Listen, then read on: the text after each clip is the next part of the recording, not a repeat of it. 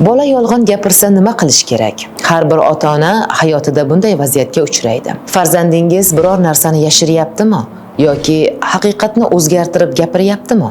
Odatda bu bizda xavotir uyg'otadi. Ammo University Toronto olimlarining tadqiqotlariga ko'ra, bola 4-5 yoshda yolg'on gapirishni o'rganadi. Bu uning miyasidagi ijtimoiy tafakkur rivojlanayotganidan darak. Shunday savol tug'iladi. Uni qanday qilib halollikka o'rgatish mumkin? Bola choynakni sindirdi. Onasi kim qildi deb savol beradi. Bola esa men emas deb javob qaytaradi. Onaning birinchi reaksiyasi jazo.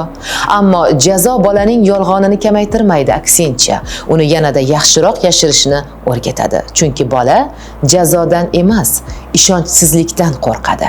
Harvard University psixologlari ota-onasi bilan ishonchli aloqa o'rnatgan bolalar 70% hollarda haqiqatni o'zlari aytishadi. London School Economics tadqiqotlariga ko'ra esa jazodan ko'ra tushuntirish, ishonch va birgalikda yechim topish halollikni 2 baravar kuchaytirib beradi deydi. Norvegiyada Truth Learning deb ataluvchi dastur mavjud. Unda bolalarga haqiqat aytilganda ishonch paydo bo'ladi degan g'oya o'rgatiladi. Shu orqali ular yolg'onni jazodan qochish emas, balki ishonch yo'qotish bilan bog'lashadi. Shunday savol tug'iladi. Farzandimiz yolg'on gapirganda biz uni jazolayapmizmi yoki haqiqatni aytishi uchun imkon beryapmizmi? Mana shu savolimizga mutaxassisning javoblarini eshitamiz. Bolaga halollikni qanday o'rgatish mumkin?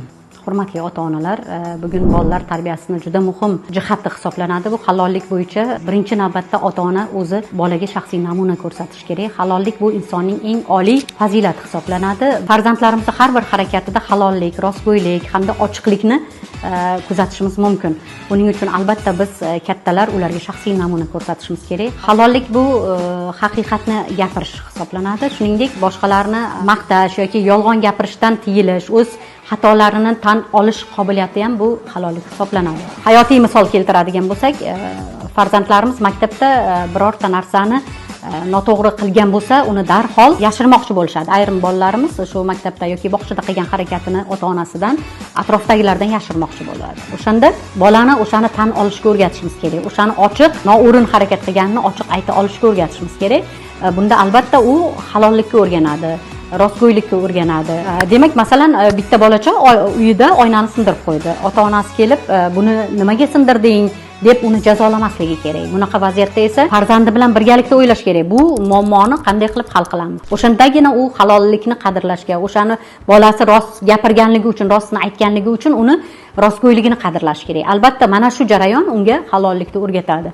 Psixologlarimiz fikricha, bolalar halollikni o'zlari ko'radigan, o'zlari tushuna oladigan, o'zlari qila oladigan muhitdagina o'rganadilar ekanda. Bunda asosan mana shu o'rganadigan joyi bu oila hisoblanadi. Oilani a'zolari ota-ona hisoblanadi. Agar biz yuqorida aytib o'tganimizdek shaxsiy namuna ko'rsatsak, har bir harakatimizda halollikni ko'rsatib tura oladigan bo'lsak, bu birinchi va eng kuchli namuna hisoblanadi bola uchun. Bola ota-onani har bir harakatini ko'rib o'rganadi hayotda. Har doim rost gapirishimiz kerak ularga. Agar bolalarga va'da beradigan bo'lsak, va'damizni ustidan albatta chiqishimiz kerak bo'ladi. Xatolarni yashirish emas, uni tan olib, tan olgandan keyin uni rag'batlantirishni amaldagi doimiy vazifa sifatida o'zimizni oldimizga qo'yib olishimiz kerak bo'ladi. Endi halollik haqida shu ochiq farzandlarimiz bilan birgalikda erkin suhbatlar tashkillashtirishimiz kerak. Ularga halollik haqida hikoyalar aytib berishimiz kerak yoki rivoyatlar, ertaklar aytib bersak, menimcha maqsadga muvofiq hisoblanadi. Albatta, bunda o'sha yolg'on gapirishning oqibatlari, yolg'onchilik bu ishonchsizlikka olib kelishini, yolg'onchilik bu hech qanaqa muammolarni hal etish emas, balkim yanada muammolarni ortib borishiga, kuchayib borishiga olib kelishini unga tushuntirib borishimiz maqsadga muvofiq hisoblanadi. Mana shu halollik ham bir farzand uchun jasorat ekanligini alohida ta'kidlab o'tishimiz kerak. Xulosa qilganimizda, hurmatli ota-onalar, halollik insonning shaxsiy fazilati hisoblanadi va jamiyatning mustahkamligi uchun kelajakda asosiy poydevor hisoblanadi. Chinakam o'sha yuksaklikka erishish uchun farzandimizni bugun halol bo'lishga o'rgatsak, kelajakda u yetuk shaxs bo'ladi hamda jamiyatdagi o'zini o'rnini topa oladi, ko'zlagan aniq maqsadlarga erisha oladi.